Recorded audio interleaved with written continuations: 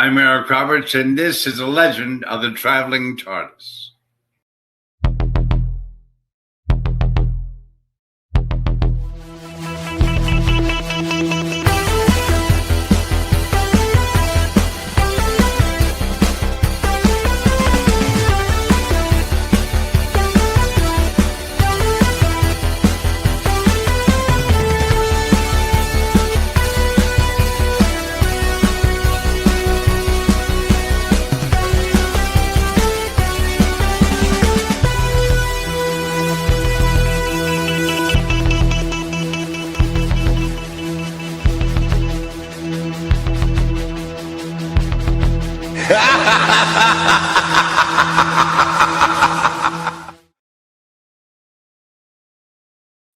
And welcome, ladies and gentlemen, to the legend of the Traveling TARDIS. We are live. I'm your host, Paparazzo Dave Chapman, and we've got yet another great show for you tonight because we are looking at Doctor Who Should Return, the Monsters Edition. We're looking at classic monsters that we would love to see come back in the new Who era. And we've got a great group of people who've done this. So let's start out with, since we haven't seen him in a long time, our good friend Nick Smith. Who, me? Hey, Nick. Hi, Yeah. it's good to see you. Start out with you straight up.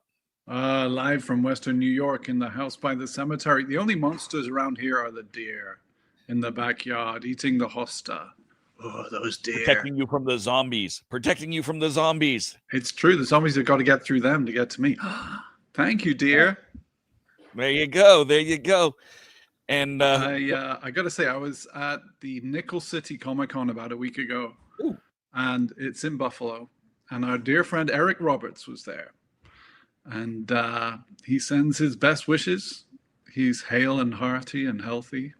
So it was good. And people were coming up to me and saying, we love the show. They watch it every week. So that's really cool to meet people in person who are watching. Hi, Raj. Hi, Dan. Hi, Rose. Also, I wanted to say congratulations to Christian and everybody. 2 million views on YouTube. That is a lot of views. Congrats. it is. We're doing great, and we're only upward from there. Yes. Hey, it's Nick Smith. Oh, how about that? All Hi, right. friends. Next up, from not his usual studio space, our good friend Tom, Reverend Amagon. How you doing, my good friend? Yeah. It's Trying to one get of that those pose right. Yeah. Strike a I've been pose. dealing with a lot of stupid people today, so I feel that. Well, the break. Working on, our stuff on Spill the Geek Tea on Instagram. So trying to get all the details, everything else done, and all that good stuff. So Yay! And of course, as usual, after Tom, he doesn't even have to save us from the craziness that is Tom this time. We've got our good friend Sean from Our Philosophy Is. Sean, how you doing? I'm doing well. I'm ready for some wobbly sets and some bubble wrap today. I want to talk about some classic monsters. Woohoo! So, real excited. I learned something about bubble wrap just the other day. What's that? That it was originally created to be a textured wallpaper. Oh. That was its really? original intent. Ah, And it was kind of terrible. So they made it into a packing thing and apparently a costume. right. Yes. And half of Classic Who budget probably went to Yes. bubble wrap. Yes. Exactly. Put some on my walls. A total of 17 cents. And look, expressing his exasperation with us. Ready. You could have waited, just give me an intro so I could get ready. I was just like rubbing my eyes and Like, oh, you guys. just like, and the lighting here is just there we go. Keeps It's like, falling down. no, you're just, oh, you guys, bubble wrap. You No. get at least give me an intro so I know I'm like, Oh, is It's that Christian. I'm just getting off work. I'm just like, I okay. wanted to throw you in there just because I'm a jerk. What? Thanks. Throwing a freaking bone here. Nothing needs to be said. Why? The lighting is just weird. I really need to fix this. It's lighting. Halloween. It is Halloween, and I wanted to show people what we are starting. Hopefully, we will bring it out either this month or next month. If you had seen it, there is a video out of this. Anybody a Harry Potter fan, or what is it called? Potterheads. Potheads. So potheads. No, shut up. So I have created this device. If anybody's been following me, I wanted to come up with an idea to somehow combine a Harry Potter wand and a sonic screwdriver. And for the longest time, I've been trying to. What I was trying to do was take that reflector off. If anybody knows about the Harry Potter ones, the ones that are interactive over at Universal Studios of Adventure, and you can see for yourself, there's the tip of the wand with the reflector. And I was just like, you know what? Let me go ahead and do it. So I just went ahead and I got another sonic screwdriver off the internet, and I just, what the hell? So here is, from what I understand, the first possibly sonic active wand, which we will actually hopefully test over at Universal Studios someday. So there it is, the sonic wand. Yep. And I just want to go in there, activate stuff, and also sonic things while it's going on. So I can't wait to see the results of that. I'm actually going to see if I can invite a few friends to test this out. So I'm just like, not the only one. But there it is, the sonic wand. I am trademarking this through 2 other trademarks, but it's not. I'm sure it's not going to have. Dave, I got a question for you. Since we're 42. When we got closer to Halloween, how do you guys celebrate Halloween over there in Canada? Pretty much the same way that you guys do down in the States. The only difference, the main difference, is most of our costumes often have to fit over top of a snowsuit. Oh, okay. It's off. We've already had snow here. And is it and I'll ask this question for everybody. What's the trick or treating like? Has it gone down since COVID? Has it gone back up? Has it kind of balanced out?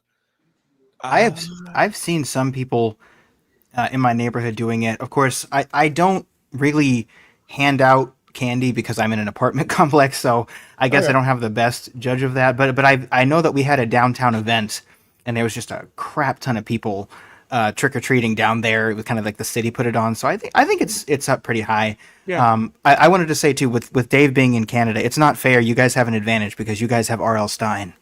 So I just feel like that's an unfair advantage over there for Halloween. It's true. It's one of the greatest youth horror writers out there.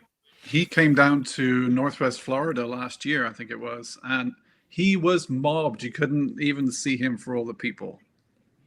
That's so he incredible. Went home. That's incredible. Yeah, you had made a mention there, Dave, and here's Dan. I think, did you make it before the show or after about bubble wrap? On the show, yeah. Okay. Wall insulation. Okay, maybe it was a wall insulation. That's also possible. Mm-hmm. Wall covering, wall insulation. I like when there's round things on the wall, so maybe it could be the TARDIS interior. I don't know. Very tiny TARDIS. There you go. Yeah. Chris says he loves the sonic wand, so thank you, Chris. See, people appreciate. Yay! Bubble wrap could make a good Canadian Halloween costume. Yeah, there you go. Yeah. A Dr. Wizard. Also suffocate kids as they're going trick-or-treating. Wow. Everywhere. I can't believe Tom's Sonic collection is rubbing off on Chris. Oh, Christian has a decent collection himself, though. There's no rubbing off of it from Com. He's got his own collection. Yeah, this is just a silly idea I've always wanted to do. And I said, it would be cool if I could take a sonic screwdriver and screw up the Harry Potter people and just make things happen. I said, you know what? Let me just combine the two and let's make it happen. Let's make it a IP friendly thing. I've been thinking about that for the longest time. It was something I was working on, but it's just like I don't have the money, the patience, nor the know-how to do something like that. But I just, strap them together. What the hell? So anyway, yeah, it's a fun little thing. Mm-hmm. So I can't wait to test it out. We're definitely going to be videotaping stuff. It's a fun gadget. It's absolutely fun. And I think there was a mention. You know what? Something happened, Raj. There we go. I see that the interview with Katie Manning 4 years ago had the late Simon Fisher Becker back. Yes. We'll explain that. For whatever reason, this is what drives me nuts about StreamYard before the show, because I will have things saved up in StreamYard, and then all of a sudden StreamYard will take them down. So I had like bits and things already preset, but then StreamYard decided to pull them off, and I was like, damn you, StreamYard, what the hell? So There's a new notes section. Try putting it in there. Oh, I will. I should have put it to the note to self, or should have put it in the what is it? The banners. And I just normally when I put the asterisk in, it saves it in the start column, and it didn't happen. It didn't happen this time, so I was like, okay, whatever. So interesting. Yes. But you ready, sir? As you said, you have an interesting gadget. And speaking of interesting gadgets, why don't we do the Who Knew News and bring in Gadget? Is that how we're going to bring? I assume that was the Is that how we're bringing her on? That's how we're bringing her on. I think that's what Nick was going for. I think that was what Nick was going for there. Oh so my God! Let's run with it. Dave, I really think you got Christian with that one. He really thought that was funny. I wasn't expecting that at all. Backstage and Gadget's losing it, so I think I can't quite tell if she's losing it in the tie or losing it and she loves it. That's not how we want to. That's funny. She is losing it. You know what? Let's get it over with.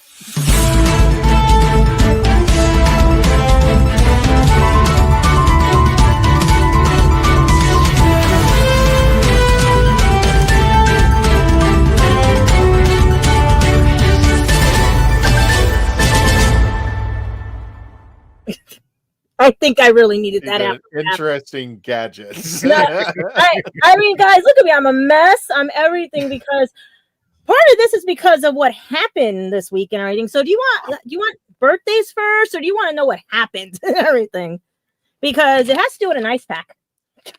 That's what I took away from it. Oh God. Yeah. There's another one, but it ended up. You decide, Gadget. Well, you know what? Tell us the story first, because the birthdays are a little bit more into it. So. Those of you that have, and thank you to New York Comic Con for everything. I wish I could have stayed longer to talk to some of the staff members after what happened. But we do have a lot of fans there too and everything. They just didn't realize I was on the Who Knew News because they watched, but they couldn't put two and two together because in person they say I look different than I do on camera and everything. So that's the first time I've heard that one. But I also lost the QR codes while I was there for our show. So whoever found them, please just share and like and subscribe and everything and stuff. And all, because we need to get that number up to 100,000. But the reason why I apologize to all that there are not a lot of coming up pictures from Comic-Con is because I was at my friend's booth, Pin Club, Adam, and he runs that. Next to him was the ANA Japanese airline booth that I always go to. And I love that because I've been planning a trip there to Japan whenever I can afford one and everything. And I played their game. It was a claw machine first to get the winning prize. And they decided they were going to do a thing like the Price is Right punch game, but didn't tell anybody. And they said it was happening all day, that the pieces were falling off the wall as you played. Hit me in the head. And I got the top prize, they said. They said I got the top prize, which is right over here. And basically wouldn't get me help, because this is why the society today needs to teach people how to react in a serious situation. They didn't know if they needed to get the team leader or not until I started taking pictures. And that's when the team leader comes out, did not offer. That's actually made of wood, not cardboard, because people think that's cardboard. It's actually wood. I thought that was foam. No, it's wood. And it should have been foam, because especially if you're sticking your hand in there. And especially Kids Day and everything and stuff. That thing falling on a kid and all that stuff. Now, I was raised as a generation, don't do compensation. Basically, put the ice pack on your head and help them fix it so no one else gets hurt situation. As I was raised by my grandfather and stuff, because it's like the compensation is you got hurt, you made a stupid error. Now go help them not make more errors, you know? And I was they just gave me a couple of stickers and everything because they said I got the top prize, which was this. Ooh. And everything. So, yeah, it's basically a model kit to put together one of their airplanes and stuff. I don't know if it's going to be free advertising for them or anything, but the shout out to more of the con staff than anything, because that booth did not know how to handle an emergency and just kept saying it happening all day. And they never secured it in, the pegs, everything. There was nothing there. So that was Well, why wait I a had minute. my Thursday yeah. I'm putting this back up. So they had pegs that were not secure. not secure, and the I see bottom the was never opening. secure. So when you put your hand, if you're short, it went forward. Did they provide a stepladder or anything for the higher No. ones? No. No. Okay. And I'm trying to not. That's why and everything. And if I didn't, a lot of people were worried now because, especially with Kids Day, they didn't want. So they made sure the kids were at the bottom. They did put somebody tall near it, as I see, because like I said, my friend's booth was right next door, and everything. But I still didn't. What you know? So Thursday they had me walking around. I went downstairs. I reported it to so many people. Even found the con organizer, head chair, or whatever it was on my way home on Sunday. She was ready to tell me to go to this. I said, no, I already told everybody. I was like, so I gave her my card. So I am so sorry, guys. There's only those few pictures that you guys got and everything, because I was trying to keep all week trying to get everything, but some of the fun things that happened were I got to meet a lot of Legend Traveling TARDIS fans. I got to meet some people, and I did a grab bag for $35 out of New York Comic Con's store. And I didn't want to tell you guys because this is a very big surprise, because one of my friends was working on something with Sigourney Weaver, because he's one of the Ghostbusters here in New York. He's actually part of the Ghostbusters squad. And they had Annie Potts down there. They had Ernie. They had everybody. And he was trying to work it out that I could get them to pose with the TARDIS. But it didn't work out because of the situation. So we lost out on that. But the reward was this in a grab bag. And it is authentic. And I ordered sleeves for it and everything. But I did get this. Oh, okay. Oh my.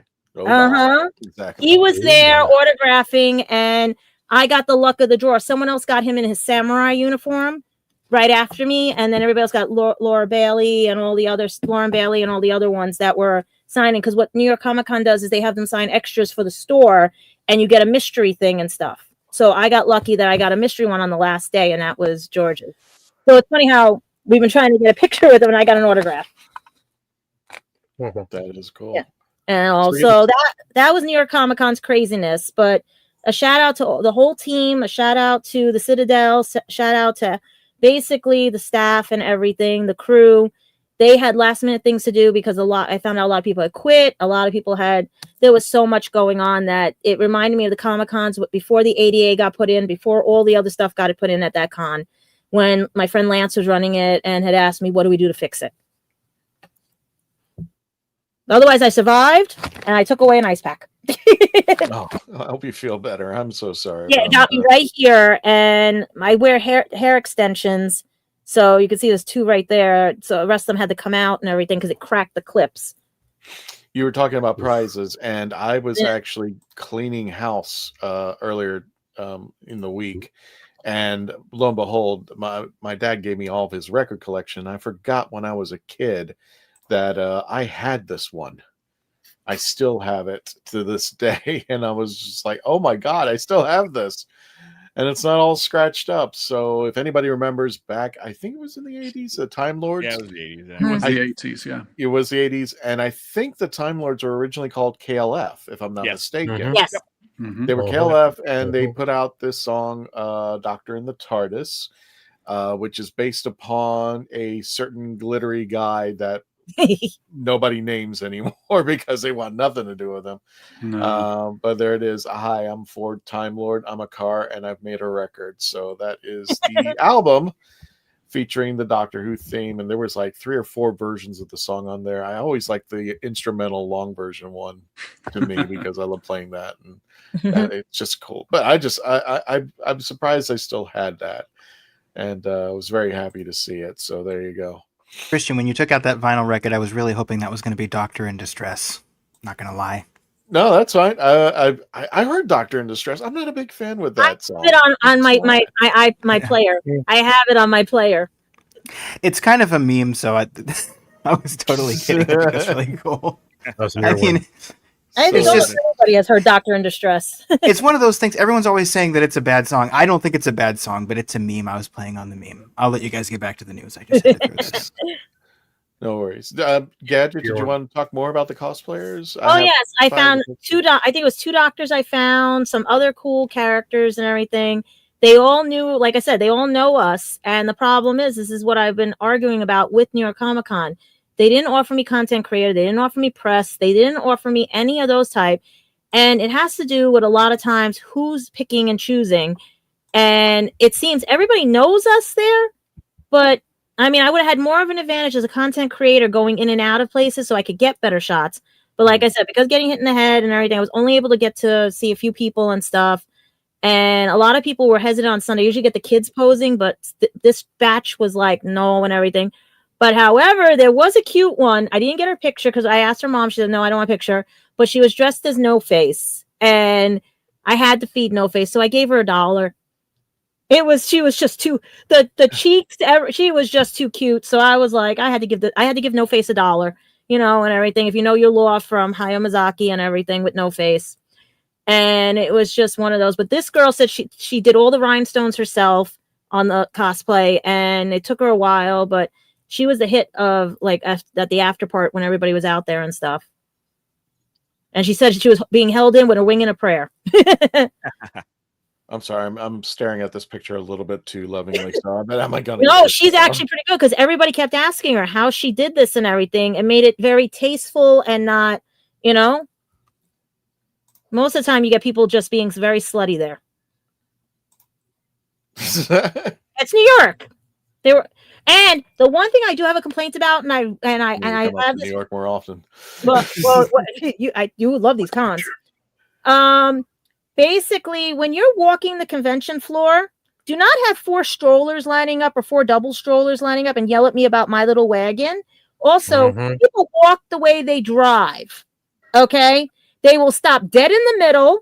They'll act like they have a car accident. They'll throw their garbage out the window, and you'll have to walk through their garbage.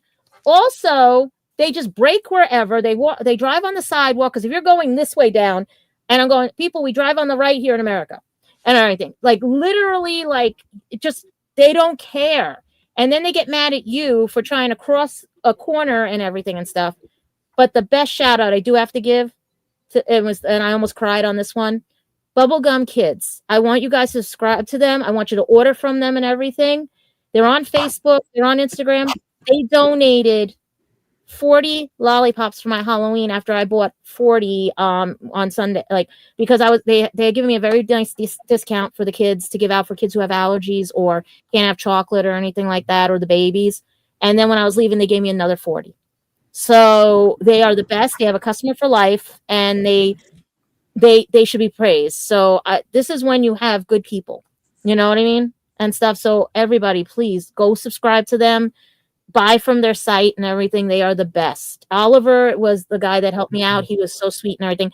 I actually won in their claw machine, a little Labubu, which is somewhere around here, and a squishy stuffed animal type candy thing and stuff. And it was really nice and stuff. They were very helpful, and shout out to Oliver and Bubblegum Kids. And I want to give a shout out to Garbage, who has a YouTube channel. Now, just I'm not trying to shy anybody away, but I just want to give you a heads up. Garbage is using AI videos, but they're really cool videos, and he's learning and he's testing out, and it's really cool stuff that he's putting on out there. So if you haven't had a chance, check out Garbage and his YouTube channel. So if you don't mind AI, you're gonna have a good time watching. AI can be good for some things if he gives it credit and he understands and says it's AI, because that was another complaint that was at New York Comic Con. They were walking through too many AI drawings, and that's why I stayed out of Artist Alley, because too many fights. Oh, and there was a fist fight in the new building the night I left on Saturday early. So that's on, if you're on the New York Comic Con fan page or anything, you get to see that one on Facebook. Got it. New York Comic Con is a little bit fun, you know what I mean? And stuff like that. But out of a scale of 1 to 10 between Anime NYC and New York Comic Con, I had a better time at Anime NYC than I did at New York Comic Con this year. And usually they both run equal. Okay. Yeah. Birthday time, Gadget. Who's had some birthdays? Well, the coolest thing is that we're going to start with Nicola Bryant. She turned 65 on October 11th. And since we had that theme, we were running with like it sounds like the Doctor in Distress, Sixth Doctor. What perfect timing, right? And everything and stuff. And I still can't believe she's 65 years old. I cannot. No. Mm-mm. And just in case for people out there, and I'm not trying to correct you, Gadget, but she pronounces it Nicola. How does she pronounce it? Nicola. Yeah. Really? There is a diff. Yeah. Nicola. Yeah. Nicola. Nicola. Nicola or Like that? Yes, like that. No. Yes. Okay. Nailed it. Nick It's just like Nicola. Nicola. Like Curricula. Yeah, because I would do it as the knee and then the cola Yeah. next to it. That's how I would do it. If people are not familiar with the spelling of her name or the pronunciation, but that is how you want to pronounce Nicola's name. And this was taken over at WHOlanta. God, I only know how long ago, but That's what I'm saying. She does not look it. She doesn't change. I'm looking at a recent one on no. the internet, and she's like, nope, she does not age. Nope. We know she lives off the blood of virgins and politicians, so she's And that's another thing we don't talk about at New York Comic Con. That I walked out of one panel. I think we can safely say now. I have not completely locked it in, but her partner, who is a writer of Big Finish and an author as well, her partner Neb Fountain, he will be premiering on the last Tuesday of this month. Neb's okay. Neb's going to be on the 28th, so check it out there, folks. Neb Fountain will be with us and talking about his writing, his books, and everything, being a publisher and everything. So that's that will be it. Just wanted to let people know that was a thing. So Someone just said breaking news: tonight's show on Facebook stream ended after 21 minutes. We need to check Facebook. really, Somebody somebody just posted it. I think it's Mark. I know they're not cutting us out. That's breaking news right now. tonight's show on Facebook stream ended after 21 minutes. Really? We didn't do anything. Huh. Like it's Is it yeah, we're still showing live there. Mark, is it my page? When you say Facebook, is it mine? Is that Sci-Fi, or is it the Traveling TARDIS one? Because there's 3 running and they should all be okay. Yeah, everybody's showing they're That's why I connected. didn't catch it because I'm still seeing it. That's why I'm on. Like I said, I'm monitoring right now. Everything. Yeah. If somebody, Tom, can you check to see if the Traveling TARDIS and my page are still running? It might be mine. I've heard it been cut off on mine, but it's Candyman, where is it? Let me keep looking. Yeah, because I'll continue with the birthdays until we figure this out. Okay, Nikola Tesla. Yeah. Yeah. Good job, Raj. You know, that's what I'm saying. Like maybe it's her, maybe it's her vibe, maybe it's, you know what I mean? No, she's a vampire. We know. We know it. So yeah. And the person standing next to her is a big teddy bear. Wonderful guy. He is. Who got robbed. Who got robbed. Speaking of who else has another teddy bear is Katie Manning and everything. This woman, I think she's gonna be the next one to be like she's not going anywhere. And I'd still say that somehow she's related to Sally Sparrow. She's somehow, because you can't. I'm looking at all the pictures and everything. So that's a good theory. Listen, whoever's doing the next Doctor Who, let's just say that was Sally Sparrow that went back and helped the 3rd Doctor. Hello? You know, and stuff like that. And I get 10%. No, sorry, 25% of the rights and everything because I got to pay some bills and everything. But this sweet lady, who's a big kid at heart, turns 79. Still can't believe that and everything and stuff. And she's going strong. And she just I saw on Instagram her celebrating her birthday with her. I think it's a great-granddaughter or granddaughter or something. And I'm trying to remember the way it went because I don't know who was visiting her because I caught it at the tail end and then it switched and I couldn't find it again. And it was very pretty and stuff. Like she was enjoying her birthday, but I still swear she's the girl playing Sally Sparrow is related to her somehow.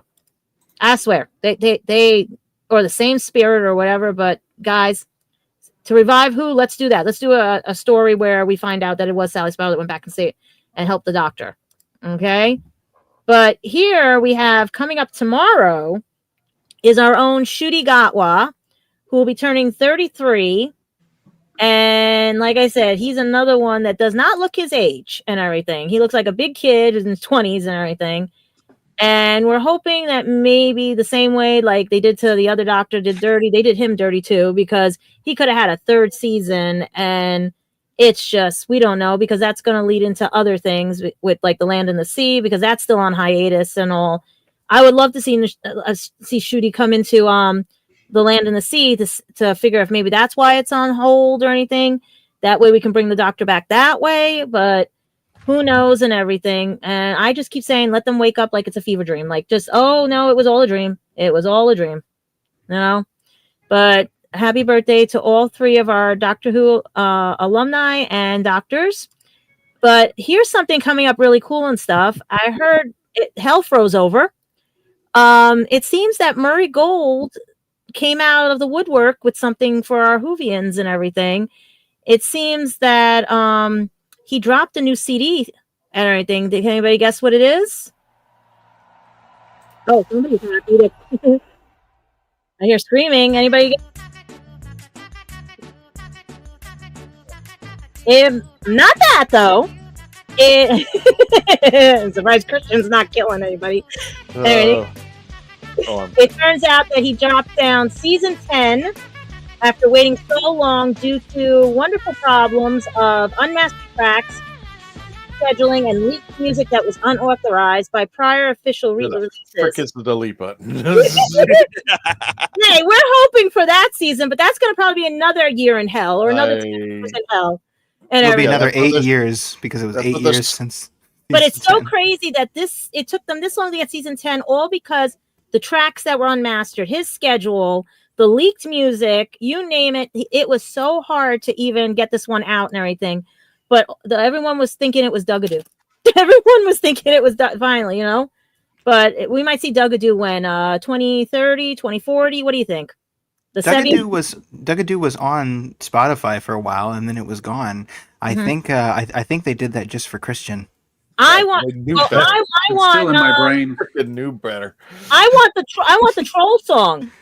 I want the troll song and everything. The troll song, the goblin song? The goblin song. Yeah, it's on there. Yeah, I know. I want that soon as possible and everything.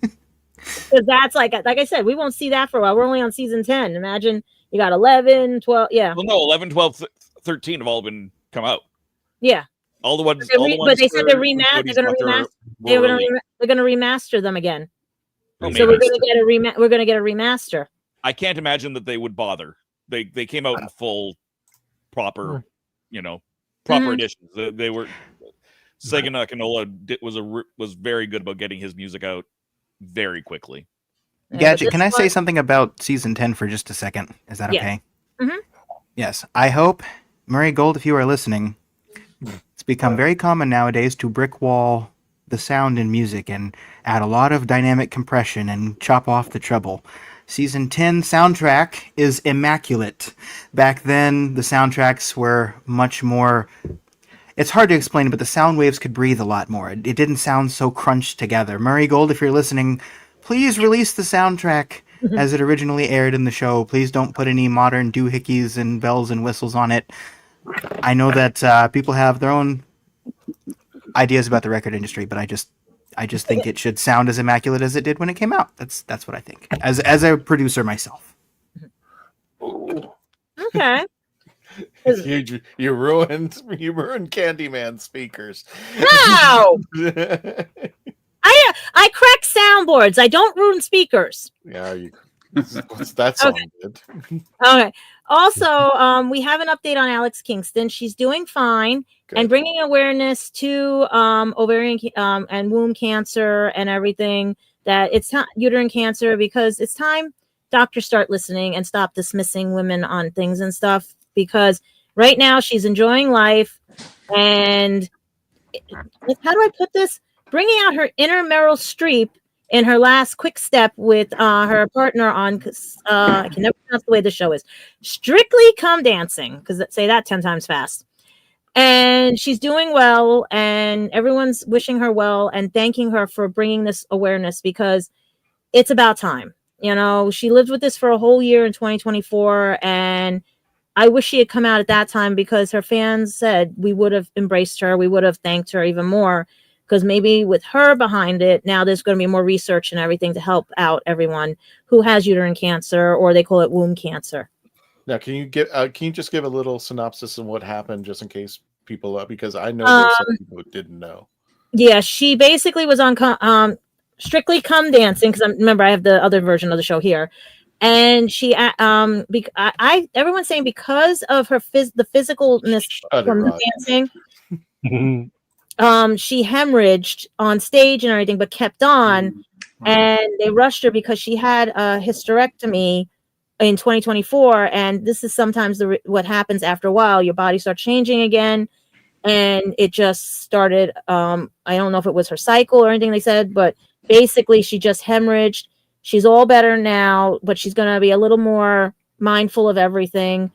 But bringing awareness to something that people would dismiss, they're saying, oh, you just have the vapors, or you just have this, and stuff like that. I live with PCOS and fibroids and ovarian cysts. I mean, I know what pain she's going through right now and everything. And it's hard when you have doctors that won't listen to you because, oh, lose some weight, or you're just too heavy, or it causes so many hormonal imbalances and everything. You're like, you've seen when she was on TV how her weight would go up and down and everything. And she wasn't diagnosed until later on. And she said it basically felt better after, but you only live once, she said. So this is why she's enjoying life right now, because they gave her a second chance. Because cancer you do not play with.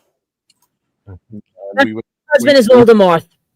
And that ties into the Harry Potter with his wand.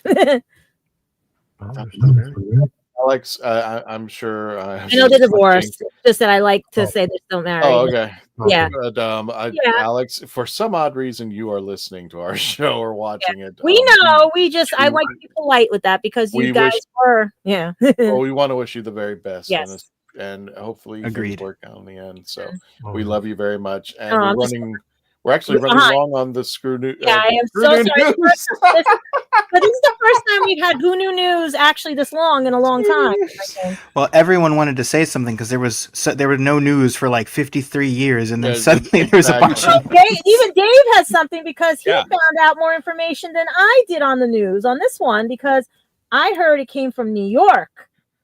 And there's possible that there is one in New York as well, but a not-for-profit charity in the UK called Film is Fabulous has confirmed that the existence of, they have not said what they are, but they have confirmed the existence of several more lost episodes. And they're working to get access to those videos and restore them and get them back to the BBC and get them back out into the public. They were started during the pandemic as a side project. They're now a full-blown charity. They're accepting donations because it is expensive to get access to these things and store them properly and properly transfer them and all of that. Yeah, because when I watched on WLIW out in Long Island during the summers, there are episodes you guys said that I should not have seen, but I know I saw in full, like the Toy Master, all the other things and stuff. Like, I saw things that people say did, and I remember. So I'm hoping the one that they say is New York is that one with the full one in color. Because I remember seeing it in color. We're talking about villains, and I like the idea of Toy Master, not Toy Maker. Toy Maker, I know. Because that's how they said it on the thing because they had, like, when it came on, it says Doctor Who versus the Toy Master, and that's where I was like, okay, I'll watch this. And then when you guys said it was a Toy Maker, I was like confused and everything. I know I already said something about something, but I actually do have kind of a relevant, very short piece of information and / take about the missing episode. Is that okay? Just for a second? Sure, no, because yeah. So BBC, if you are listening, to throw out a third, if you are listening to this episode, BBC, if you are listening, please, and this is just my take, it's just me, please put out a statement that if someone turns in a missing episode to you, that you are not going to take them to court for having materials that technically belong to you. Because I'm convinced that if they did that, they would get a lot more episodes back. I read an article somewhere about, I think it might have been in the Times, but I read an article about how there could be floating episodes out there, but people aren't 100% convinced that the BBC is not going to come down on them like a ton of bricks if they suddenly turn this in. So BBC, please do that, and we might get even more. That's just me, though. They better not. I'm only saying that they should not do that because they're the ones who wiped the episode, right? I mean, it's just like going through your your garage, cleaning it out, throwing out your bicycle, and then somebody gets your bicycle, and you're going back and I want that bicycle back. Yeah, you're like getting mad at the trash guy for taking it. Exactly. You got mad at the trash guy for taking out your garbage and just like. Plus, we paid for these shows to get made. The British public, subscribers to PBS, people who help raise money to have the show screened. They belong to the public. They belong to the viewers and the fans. I think they do. I think. Do you guys remember during Lux when that guy was taking, or when it was actually Belinda taking the film canisters out and they were setting them on fire? And I'm like, is this what happened during the archive? That's what happened purges with of the Seinfeld. Pretty much. 80s? Yep. Okay, I'm done. Well, Guys. Belinda's You're gonna need fault. a building permit. Well, Anyway, that's like with Gadget, a certain we're good. That's like with a certain mouse well, when they we wipe got the one cells. more thing to discuss, and Yes. Nick brought it up, so let's go ahead and talk about it. Thank Yeah. you, everybody. That was shocking. That's why I said, did me losing those QR codes help everything? Because I will take any view that comes up there because they all add up, and it's about I had QR codes with everything on it, and I was like, where did it go? Someone either took it off the cart or it fell off the cart. But oh wow, we were jumping on the YouTube channel, and this 2 million views. Now, guys, can you send that to YouTube? Isn't Philip Morris the one in charge of recovering all the missing? You mean the cigarette guys? Are you kidding me? Archiver for the BBC, not the cigarette company. I'm sorry, Christian. You should read all of the message before you make yourself stupid. Thank you. Thanks, Rod. Thanks. Womp womp. So yeah, I guess It's probable.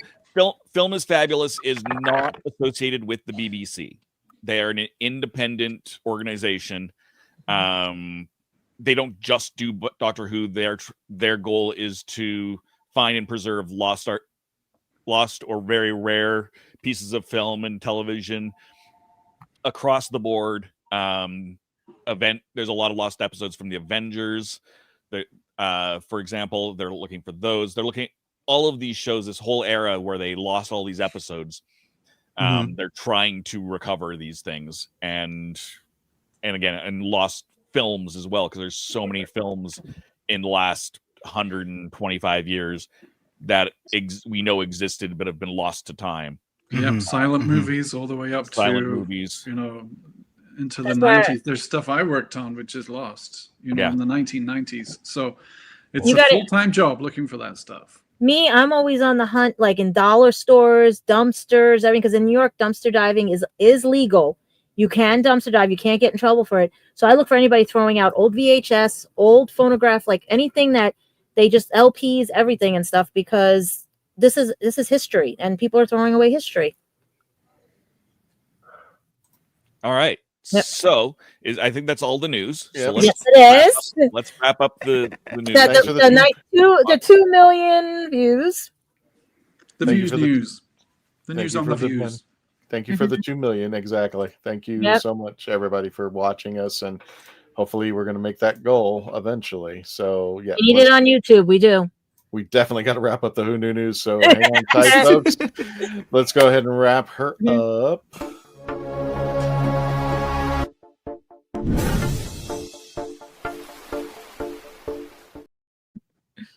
That was the wrong one.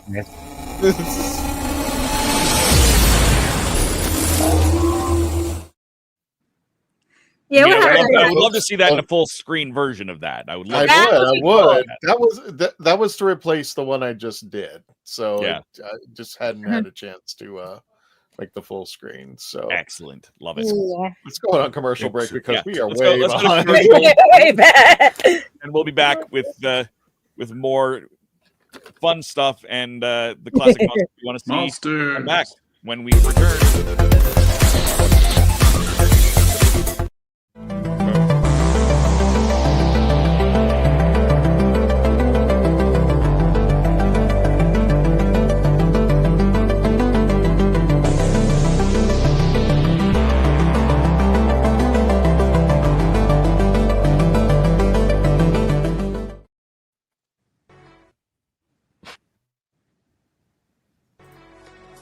Are you a movie nerd? Do you collect VHS, DVDs, CDs, records, and so much more? Are you looking for clothing from 1940s to 2000s? Do you need cosplayer themed outfits? Come to Ducky's Vintage. We have it all for all budgets, located at the Oviedo Mall right off of the 417. Ducky's Vintage for those born in the wrong decade. I'm author Mark Muncy. And I'm author Erica Lance. And this is Eerie Travels.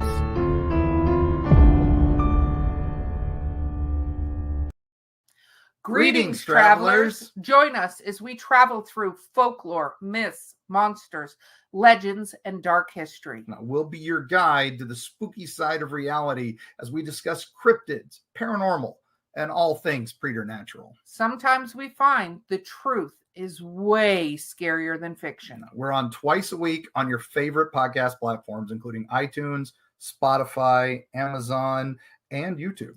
We have amazing guests from all of the areas of the strange and unusual, including witnesses, investigators, and more. Yeah, with Erica's curiosity and ridiculous array of pop culture and true crime knowledge.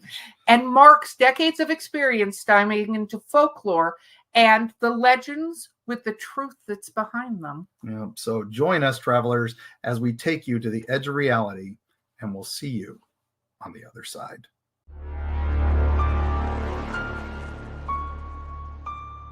I didn't listen to that voicemail.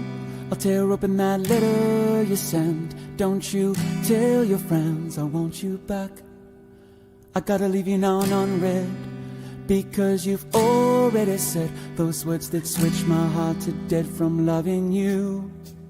So you'll stay ghosted and I'll stay focused on sewing clothes. The spell stays unspoken, a dark silhouette of a mark man and broken. Right down, I didn't listen to that voicemail or TikTok that story you sent. Don't you reel me in to get me back. I'm gonna leave you now. Pop culture. It was the most popular. It's the most popular thing that has ever been popular, I think, outside of maybe the Bible and the Quran. You know, like it really just there's very few places on earth where you're not going to find a Star Wars fan or some kind of, you know, there's not a language where they haven't released it. There's not a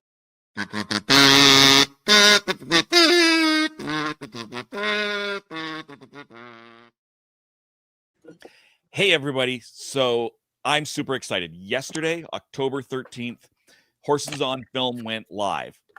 So officially, we are out there in the world. Horses on Film is myself, my friend Scott, my cousin Cam, looking at the IndieWire's top 100 Western films list from 2024 in a random order. Our first episode looks at Unforgiven, one of the top films in North America, one of the few Westerns to win the sort of awards that it has won. And you can check that out on Horses on Film, which I have somewhere on a list there. Here it is. youtube.com/@horsesonfilm.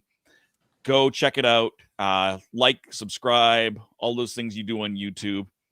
And we'll be going every other week with new episodes. We've got 6 in the can and more coming. So we're super excited for you to join us. Thank you very much. And let's get back to the show. Welcome. Yay! Yay! There's not much show left. So. No, exactly. I've got a hard out in less than an hour, so we'll get going on these things. And we're looking at classic monsters that we would like to see return in the new Who era. There's a lot of great options. There's 50 years worth of craziness. Let's start with Nick. Nick, who did you choose for yours? It's tough, There's a lot of cool monsters that we could bring back, but I chose the Fomazi.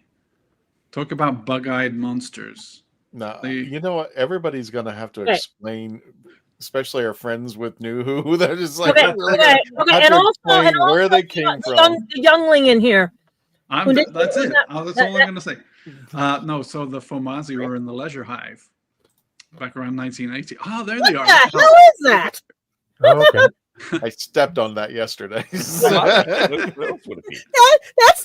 from New York. That has to be from New York. That's the sewer. In the sewer. Yeah. No, they're inherently good, but there are bad factions of the Fomazi. What did they give Rapunzel's friend? And they are like gangsters. If you can imagine, like New York, bug alien gangsters in outer space. So they're New Italian culture from bugs? No I'm Italian having accents yet, but I think NuWHO could have a great time with, they could do The Godfather, they could do, some kind of epic gangster subplot with That these would be a cute cool little guys in potato sacks, green potato sacks.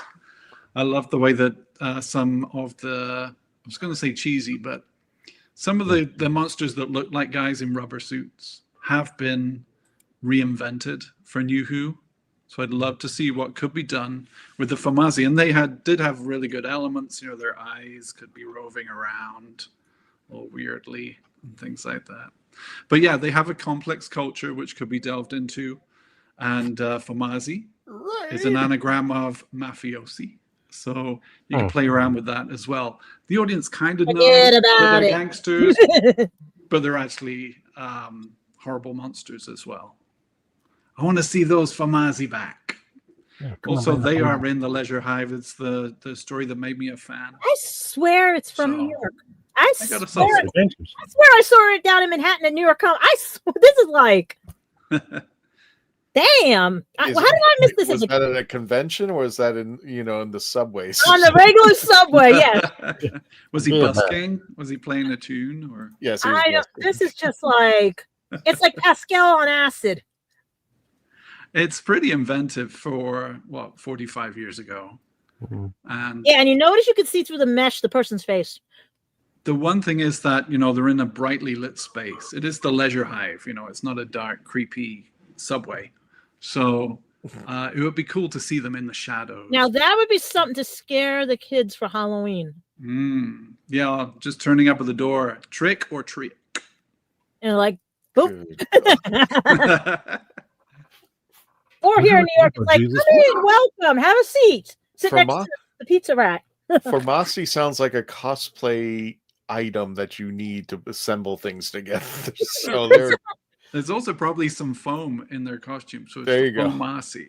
Yeah. Well, that's probably where they got it from. They were like, hey. Foam and bubble wrap. Nice.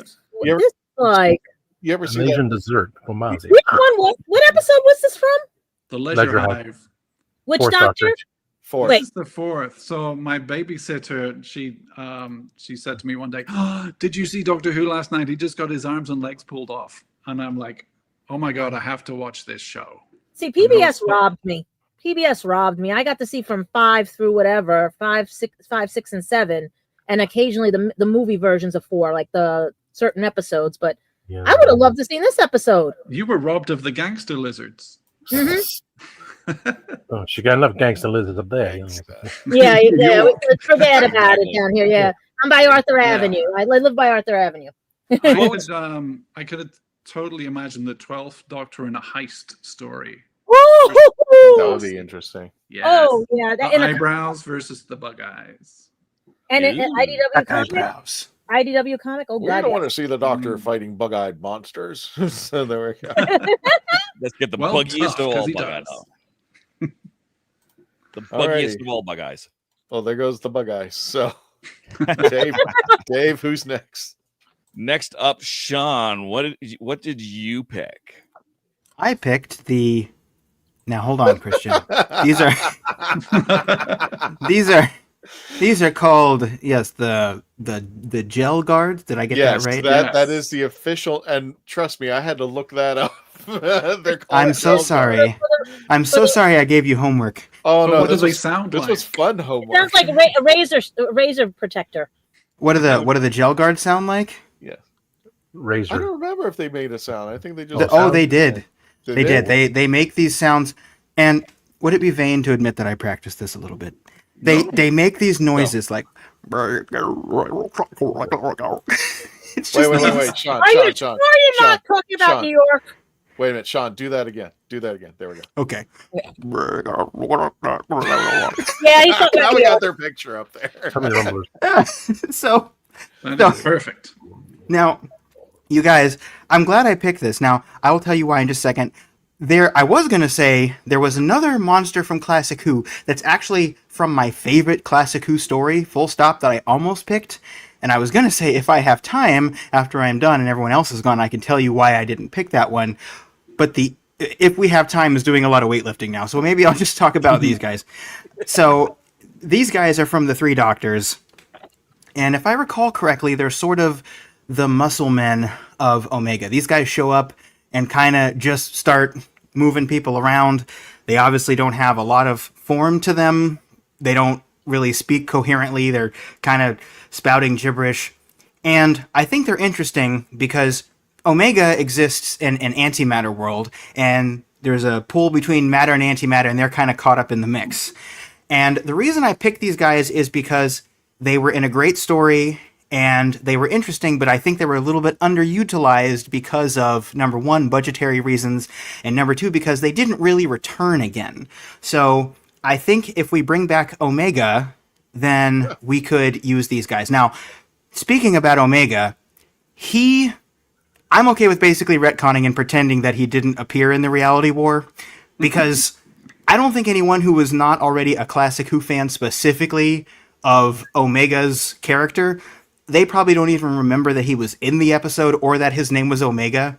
So we can just kind of retcon that, but you could build that up again. But maybe these things could be a harbinger of Omega. Maybe you could have an episode where these things come back. And the cool thing is, with modern effects and modern CGI and even puppetry, I'd probably prefer puppetry, I would like to see what they could do different with this. I would kind of like it to be more of a Silurian situation than a Dalek situation. What I mean by that is when they brought back the Silurians, they didn't try to copy it again like they did with the Daleks, where you got basically the same design. They looked different.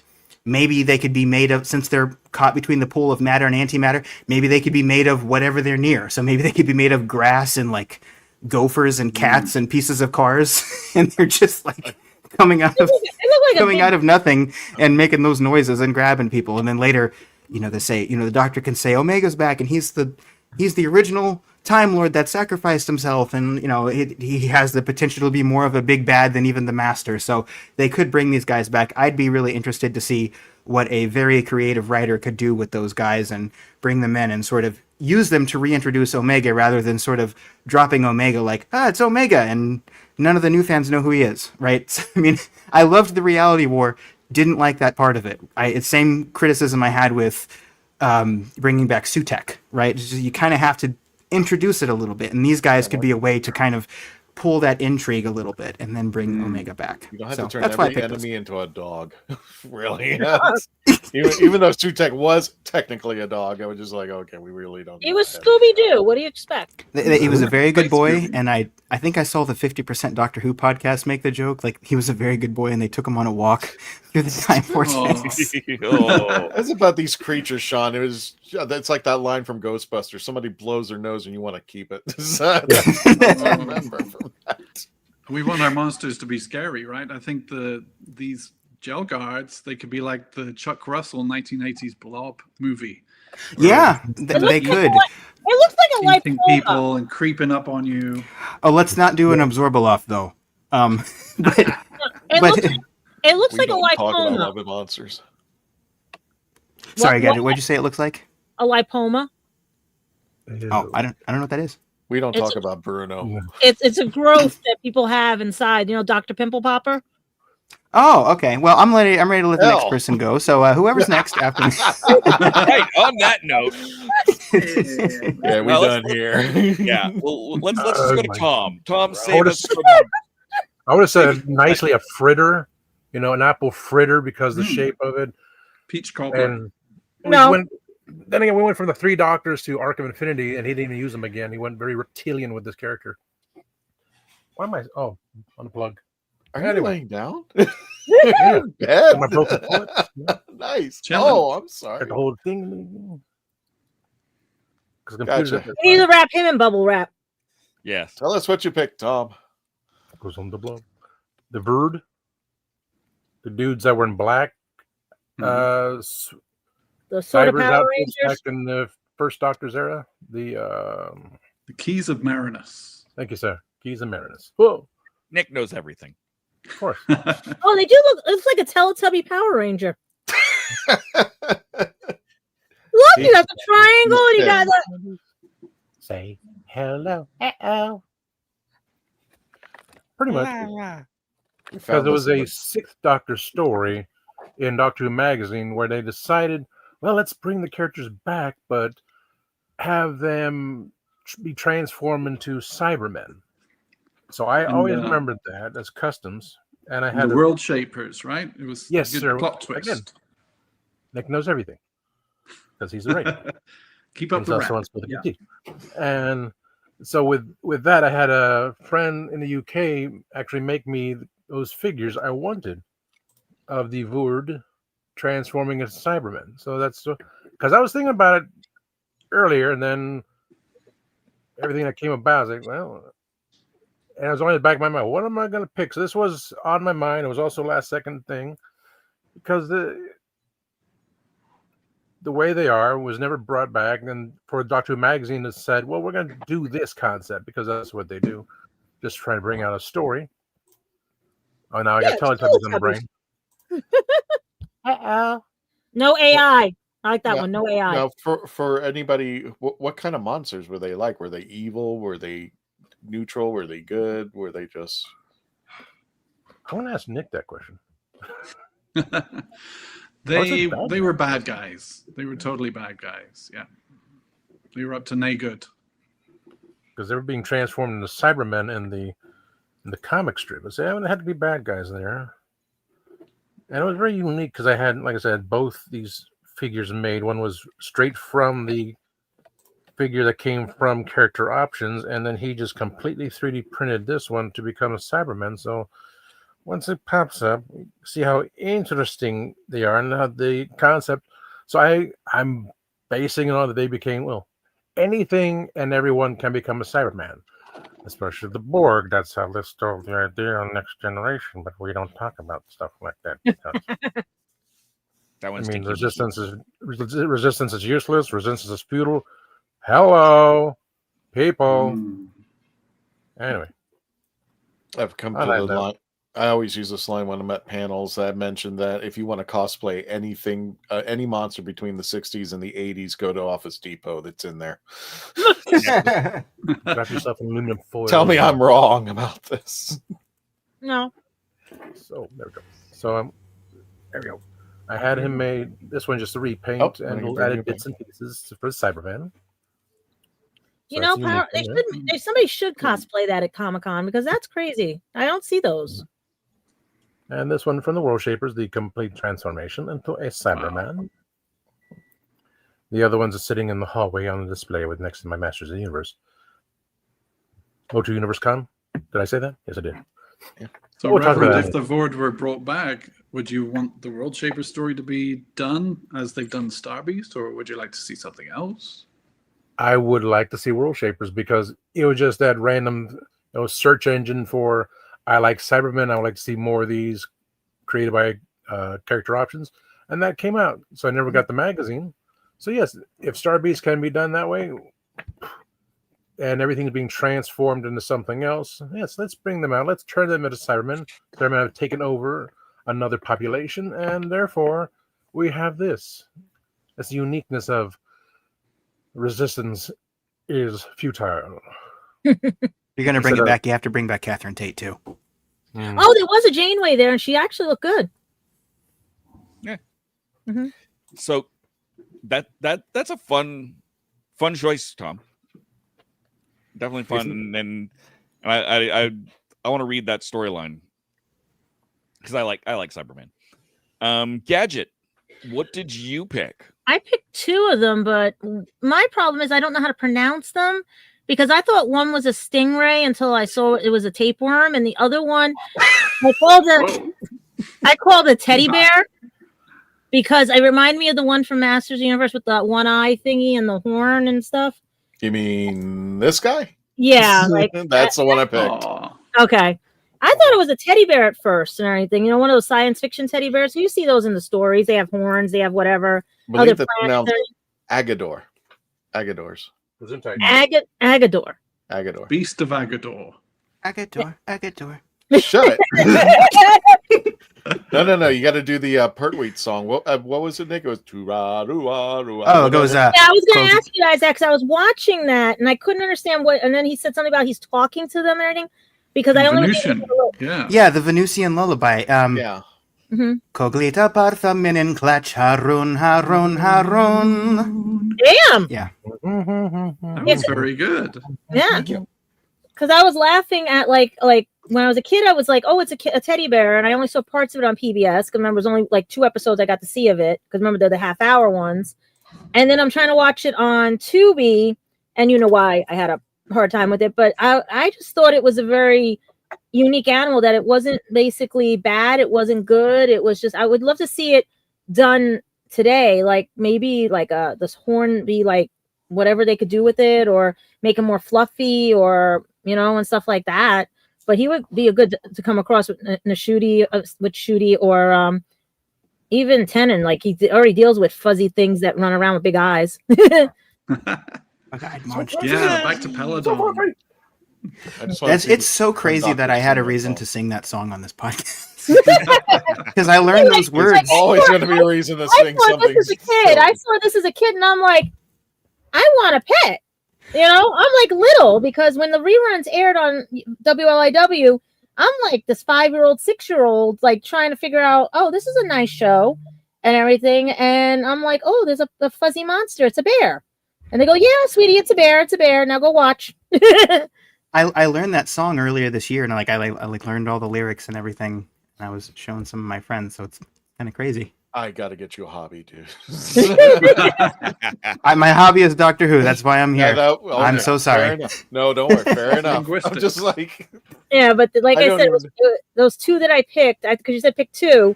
I was like, because the other one, I really thought, because if you look at stingrays and everything and stuff, that's what I thought, until I was like, no, that's a tapeworm. Like, but this one is cuter. I was like, this was much cuter. Cuter tapeworm. It's just that bad that Joe tried to burn him with the fire to get him away from the doctor. I just remember the Peladons, and this was just what I remember. I think it was Curse of Peladon, or there was the Monster of Peladon and the Curse of Peladon. Yeah. It was like it's also one. You guys remember Alpha Centauri from the? With awesome. I loved Alpha Centauri. I'm glad it made a comeback. That right. Yeah. I'm sorry, Gadget. I'm just saying. I was just fanboying over the Pearly era. Like when I was little, this is like I said, I saw 5 through 5, 6, and 7 in all their entirety and stuff on PBS, and then these were just little snippets. Like you only got part 1 or part 3. Like you never got the full storyline. So I'm just watching them, thinking they're regular 1 episode things at 5, 6 years old, because nobody had cable back then. So we were just playing with the TV, trying to get it to work and everything. At my grandmother's in Long Island with an antenna and stuff. And their WLIW channel 21 was the only way. And then we had here channel 13, but that was more, my mom would leave it for us for 3-2-1 contact and everything. But when this came on, like, no, none of those, everything. But I would love to see that come and everything. And everything. Mildred the tapeworm and everything. But no, the other ones, those were interesting too. Alrighty, Dave, it's you and me, brother. Which one do you want to? Oh, you go ahead. I will. I guess I'll take this one. Mine is so bad that I want to be last. Saving the worst for last. He's not kidding. It is bad. Come on. If anybody knows me, and if you can guess in probably seconds, Nick will probably have it down in a moment. But I'm thinking it's between 3 of them. I love the story of Cthulhu. Oh God, Nick, what am I thinking? Do you know what I'm thinking? Oh God, it was one of my 3. Oh yes, I do. You do? Okay. Don't say it. Don't say it. No, it's one of my 3. But my creature, because I really want to see what a full-blown CGI monster would look like today, because back then, I think it was just a little tiny puppet with some miniatures, and they made it look like it was awful. But I do like the Cthulhu. I call it the Cthulhu story. I think. Am I wrong with my assessment there, Nick? I think that's the closest one that comes to it. Pretty much, if you really think about it. But I picked Krull from The Power of Krull. His reach is vast. Yes, he. But they start off small, right? But I think the Krull got his power from the key to time, from swallowing, and that's how he got his power. And then all of a sudden, the Doctor was he a piece of the key to time? Or did he get his power from the key to time? I forgot. He is having a gobble on the power station, on the refinery. So that's how he gets so big. He juices up. Oh, okay. Yeah, Godzilla. that's right. That's right. But yeah, I'm just like, could you imagine like this being actually, with a budget and see, is that a roll of toilet paper next to him? Yes. What is that? Wait. Yes. He's gonna take a crap after he's done eating everybody. What is that? Dude, I was just like, whatever. But I just love that idea. And I think if they were to go a little bit more Lovecraft on this and to give it a backstory, because it was a religious society that was worshiping Krull. Krull was all seeing, all knowing, all baloney. So I really love to see this character make his way up to today and what he would look like as a full-fledged CGI. I mean, like, I always see these gamers on YouTube playing video games, and there's always that Cthulhu story, and they just blow my mind that they're just fun and adventurous. But not only that, I mean, there could be more to the creature than just, I'm going to bust up and eat everything. But I just think it's just a cool element that the Krull, and the storyline behind it, because it was a religious sect that believed in Krull. And can we do it again? I think that's also my passion for like making Cthulhu happen in Doctor Who. I've always wondered if he could be an alien or something of that nature, and it just there was a storyline behind it. And Lovecraft, I don't want to say on this note, but because it what was it? I forgot which episode it was. Power of Krull. No, not that episode. The one where H.G. Wells rides shotgun with the Sixth Doctor. Not Twin Dilemma.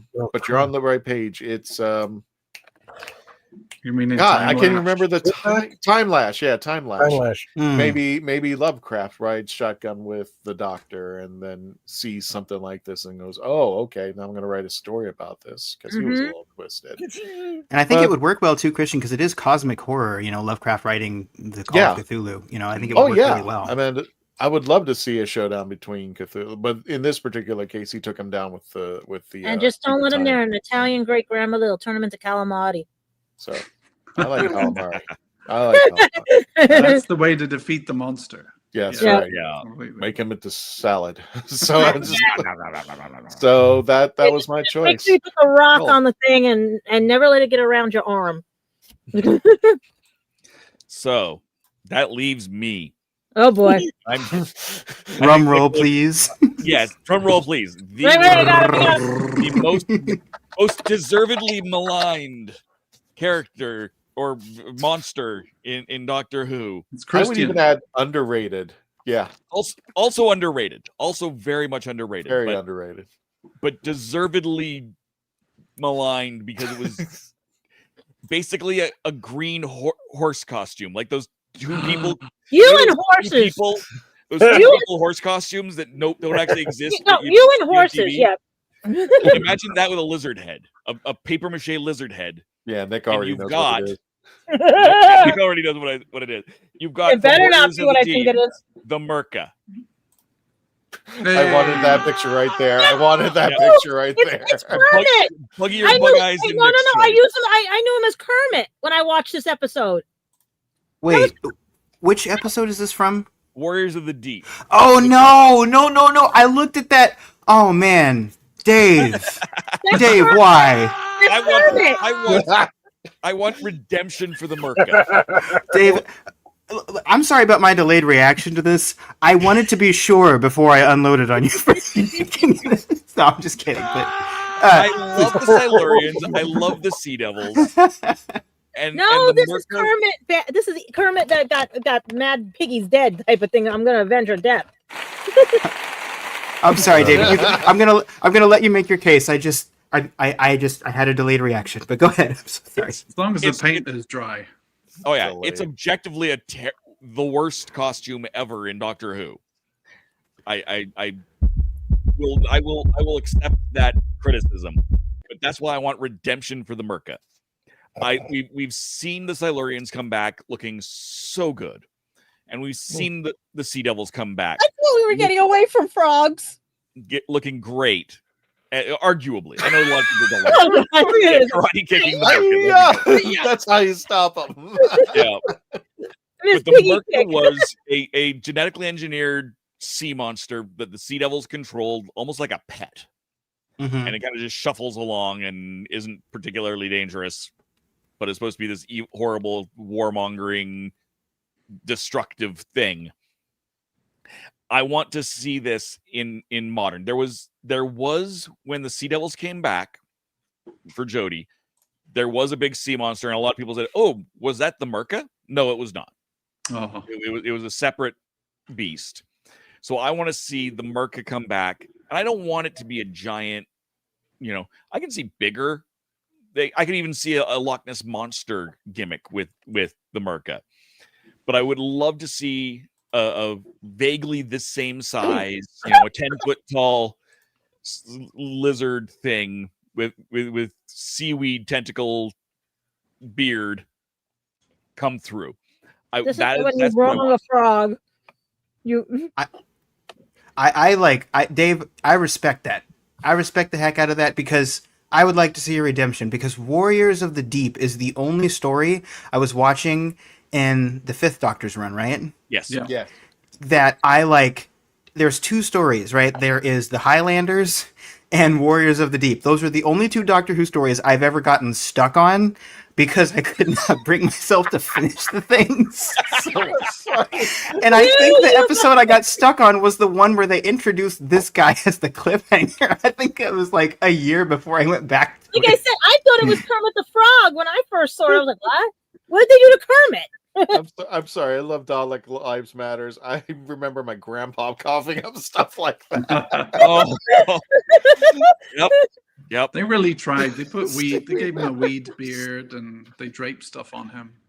I love the ambition of Warriors of the Deep. It's one of those things that, like, uniquely classic Doctor Who fans, right? It's like some things, like the Star Wars Holiday Special, which I'm told never happened. It's like, that's just kind of bad, right? But like Doctor Who, it's like, no, we love all these things in it, but it's like, man, they really tried. Like, they really tried to make this thing work, and I respect the heck out of them for it, but I would love to see a redemption. That's a great pick. There should have been another way. There really should have. Warriors of the At what Deep cost? I think, if I'm not mistaken, Nick, Warriors of the Deep was not considered one of the 5th Doctor's best, but yeah, it had a really good premise, and I love the way that it ended. It was like, yeah, there should have been another way. I think that was good. And what was it? Defensive When did the 5th War? Doctor come out again, in the 85 or 86? That's 85. 85. I was This 9. is 84. This one. 84. 84, so that means I was 8. 8 years old looking at this thing. Kermit's evil brother. Evil little brother. Be wearing a hoodie. He's a New Yorker frog. But all the monsters that we've been bringing about, I mean, they were like, they were kind of like today. Yeah, if we looked at them today, they're kind of jokey and rejects. But if we could CGI everything, the snot monsters that Sean brought up, and or was it the gel guards, or the Merca, or even Cthulhu? Imagine that tapeworm I was going to pick. They made a book about it, kids' book about it. Christian, what would you think of even doing these with just better practical effects? Because I think, like, a really good practical effect for some of these guys, like, or even a mixture. Do you think? Yeah.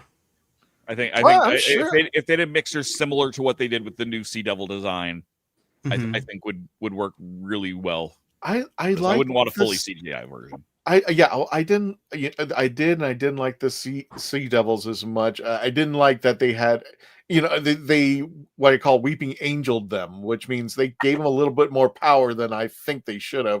They could jump onto a ship from 3 miles away. I'm like, what the hell, guys? Really? It was just like, I thought it was terrifying when you saw the Sea Devils coming out of the ocean. They were just walking towards. Help the magic dragon. What I love about the Sea Devils is that sword fight between Pertwee and Delgado. Yeah. Can I hope I'm not dominating that. Can I tell you guys, now that we've gone through this, can I tell you, like, for 2 seconds what I was gonna pick and didn't? Yes. Yeah. Yes, please. Yeah. Sure. So I almost picked the Primords from Inferno.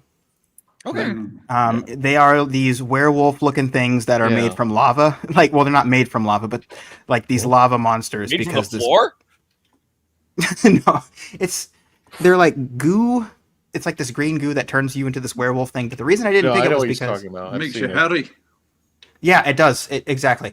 But the thing is, I think these things are so well realized in Classic Who, I almost don't want them to be redone because I don't want it to be a thing where there's like a better looking version in 2025. I would rather that stay the definitive version because that story is so good. Like, I showed this to my little brother who is a Doctor Who fan and had never seen Classic Who, and he just loved that story.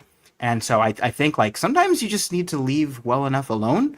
But I don't think that's the case with any of the ones we picked. Like, for example, the one you picked, Dave, that is not a leave well enough alone situation. That is the opposite of that. And I think it's kind of even in some stories that are considered good stories that have monsters that weren't, like, they didn't do much with them. I think they could do more, but with like, it's just like, I don't want anyone to try to redo like Genesis of the Daleks. To me, that would be like trying to recapture that story. It's like, just it's already so good. Why redo it? You know. My second choice was a similar one in that I didn't want them to come back and be bad. It's the Mentors from Vengeance on Varos. Not that. Okay. That's on the screen now is your pick. Primord. The Primords. With the grid. Amazing. But yeah, Syl the Mentor. From Vengeance on Varos. Yeah, the slimy guy with the tank, right? Yeah. The Ferengi slug. I call him a Ferengi slug because he was this capitalistic, corporate, money-grubbing grub. There we go, money-grubbing grub. That's a good description of them. And I'd love to see them come back, but like my old boss. They were so weirdly and uniquely cheesy. Like, you only got the face, and then the rest of the body was this, not even a puppet, just a hunk of foam rubber. And I really would like to see them come back, but I also wouldn't. They were done so. There we go. There's Syl. So all you get, and you can kind of see he's sitting, and you can that end of him is the end of him. They're an amphibious species. So they're often in water. They don't have legs. And I'm it's sorry. so well done in the way that it was done. I don't know that you could get them better. Yeah. Well, Nabil Shabam, who played Syl, I mean, he owned that character. Mm-hmm. I mean, he even did the tongue thing. Yeah, like, thank you. You can't even do that anymore. Well, I mean, just seeing him on the screen, I could just, if you lower your Zyton prices, like, right. It's just he just owned that character. I mean, Yeah. there was the what was it when Perry's killed off? There the other guy In Mind Warp, he's trying to rescue. Yeah, and it was just like, this belongs to Syl. He should be his own kind. He should almost be like the last of his kind or something like that. And he's just being the mobster guy that he Last is. of the Slime Lords. Yeah, exactly. the Slime Lords. The Slime Lords. Syl Who spinoff show, right? Yeah. I think he did a fan base series on Syl, if I'm not mistaken. He did a one-off, like a straight-to-video movie, which was very cool. He's a great actor. I'd love to see that. Yeah, he's terrific. He does Hamlet. I mean, he played Hamlet on stage, so things. But I mean, like, I think he From Hamlet to this. exactly. Oh, how Yeah, Chad, if you haven't seen the tongue thing, Oh God! or maybe it's from this to Hamlet. Oh, how the mighty have fallen. I am Horatio. All right, let's wrap this episode up. Yeah, let's wrap this episode up. I'm not Gadget, showing where the can we tongue find thing. you? Let's see, Facebook, Instagram. Throw a stone or turn over a bad penny, you'll probably find me. But the only thing I've left coming up is the Botanical Garden. Well, no, sorry. This Friday, I'll be at the Boo at the Zoo at the Bronx Zoo. So if you guys see me there, say hi and everything. The Botanical Gardens, and on my birthday, that's in November. But The saddest thing is this. This will be my 20th anniversary doing Halloween for the kids. We just found out the guy that they were supposed to have locked up, he literally is stealing from children, basically our decorations and everything in the building. I called some people in the neighborhood. They also have had things stolen by this guy, and the police can't do anything. We've tried everything, and I'm asking people out there, if you're in the Bronx area of Riverdale, I'll just leave it as that. But and everything, I won't say because I don't want to really give my location away unless you want to help clean this place up and everything, meaning my apartment and everything and stuff. Because I'll put you to work. We need to stop this guy because we've lost. My neighbor's car seat was stolen. Some of my other packages were like from neighbors have been. And if I catch this guy, I'm half Italian. I got relatives that'll take care of him. Okay, I'm the type of person who will give you the shirt off my back, even though I have nothing. So please, people, think before you steal, think before you're doing, and think before you take things out of children's mouths. Don't steal Halloween decorations to make somebody else make yourself feel a joy where you just made a kid cry. You know what I mean and stuff. It's don't ruin that. And I want to be able to give back the way they gave back to me because there are children out there that they can't even get a Halloween costume, and I'm here helping them make something or giving them a extra trick or treat bed that somebody dropped off, saying for a kid who doesn't have anything. I mean, like I said, Bubblegum Kids just donated lollipops. You know what I mean? I mean, if you guys want to help, I'll try to get the links up for you guys and everything for the page and stuff. But we're trying to figure out something, and I may have to cancel it, and I don't want to do that because of somebody's greediness. So please, guys, be kind. The way the doctor says, kindness, just be kind. Exactly. Mm-hmm. And Sean, where can we find you? You can find me on YouTube at Our Philosophy Is. I am going to be posting... Well, okay, you know what, guys? I'm going to be posting a lot of different things that occurred to me to post, and some of them are going to be Doctor Who related, and some of them are not. I appreciate the people who follow me on my channel, though, because they know that my posting can be a little bit sporadic. But I am slowly, with a lot of hiatus, going through the second Doctor's era of episodes, which Doctor Who fans can appreciate, going on hiatus with no explanation. And that's where I'm going over a lot of this stuff. So if you want to look at all that stuff and chat about it in a queer-friendly space, you can come over to my channel at Our Philosophy Is. I'd love to have you. Thank you. Excellent. And Tom, where can we find you? In his bed. Somewhere. Oh, there we go. You can find me on the Geek Tea Sundays at 5 p.m. Eastern. It's going to be, Dave knows, Nick knows, Gadget knows. Mm-hmm. We know. Yeah, it's been. I'm not gonna do the shows this week, but also I want to promote this because I'm a founding member. WHOoniverse Con coming Memorial Day to California. So Masters Universe fans, there's gonna be a con back in California with the help of Mega J Retro, Eternity Royalty, and the rest of us Mo2 fans. So if you're there, we got something coming. Excellent. And speaking of Nick, where can we find you? Come and find me on Nick Smith Films, the website, the Instagram. And I got to share this with you. The entire series of my Whiskers in the Dark mystery novels are out. So check them out. Dogs and cats solving crimes together. Okay. It's a series of novels. I want the audiobook. I can't wait for the audiobook versions. That's what I'm waiting for. Yeah. That's going to be interesting.